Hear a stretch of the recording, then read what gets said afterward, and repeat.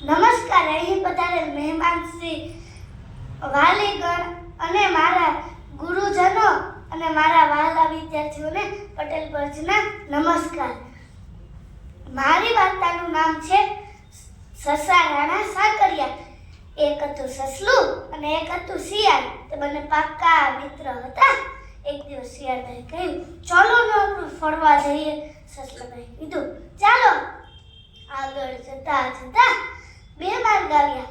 એક માર્ગ હતો લોઢાનો અને બીજો માર્ગ હતો ચામડાનો. શિયાળભાઈ કહ્યું, હું તો ચામડાનો માર્ગે ચાલું.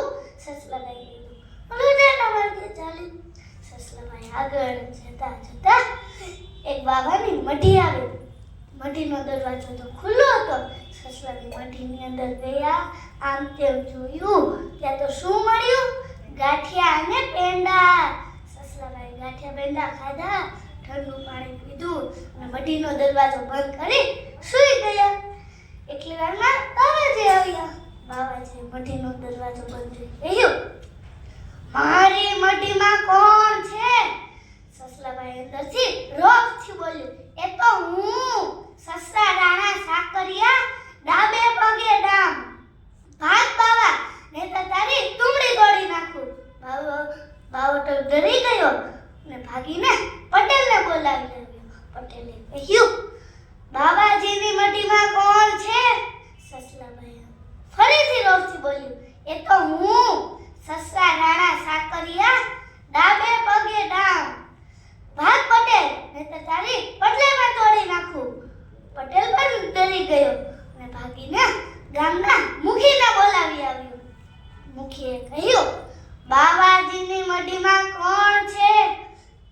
સસલાભાઈ ફરીથી રોબથી બોલ્યું, એ તો હું, સસા રાણા સાકરિયા, ડાબે પગે ડામ. ભાગ મુખી, નહીં તો તારું મુખી પણ તોડી નાખું. મુખી પણ ડરી ગયો અને ભાગી ગઈ. સસલાભાઈ થોડીક વાર પછી હળવેકથી દરવાજો ખોલ્યો. આમ તેમ જોયું અને હળવેકથી બહાર નીકળી ગયું. રસ્તામાં શિયાળભાઈને મળ્યું. સસલાભાઈએ શિયાળભાઈને બધી જ વાત કરી દીધી. મેં તો ગાંઠિયા પેંડા ખાધા, ઠંડુ પાણી પીધું અને ખૂબ જ આરામ કર્યો. શિયાળભાઈએ આ વાત સાંભળી મોઢામાં તો પાણી આવી ગયું. શિયાળભાઈએ કહ્યું, હું પણ ગાંઠિયો પેંડો ખાઈશ. શિયાળભાઈ તો મઢી તરફ ગયા. શિયાળભાઈ મઢીની અંદર જઈ તેને પણ ગાંઠિયા પેંડા ખાધા, ઠંડુ પાણી પીધું અને મઢીનો દરવાજો બંધ કરી સૂઈ ગયા. એટલી વારમાં બાવાજી આવ્યા.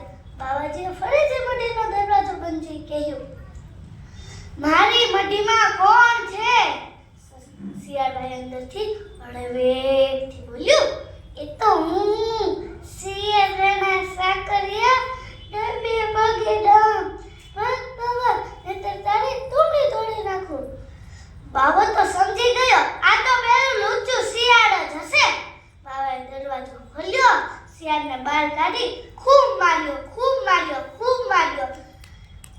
શિયાળભાઈને તો બરાબરના ગાંઠિયા પેંડા મળી ગયા. આ વાર્તામાંથી આપણને એ બધું મળે છે કે આપણે ડરનો સામનો હિંમતથી કરવો પડે છે. આપણે ક્યારેક ડરનો સામનો હિંમતથી કરવો પડે છે. બસ અસ્તુ. જય જય ભારત.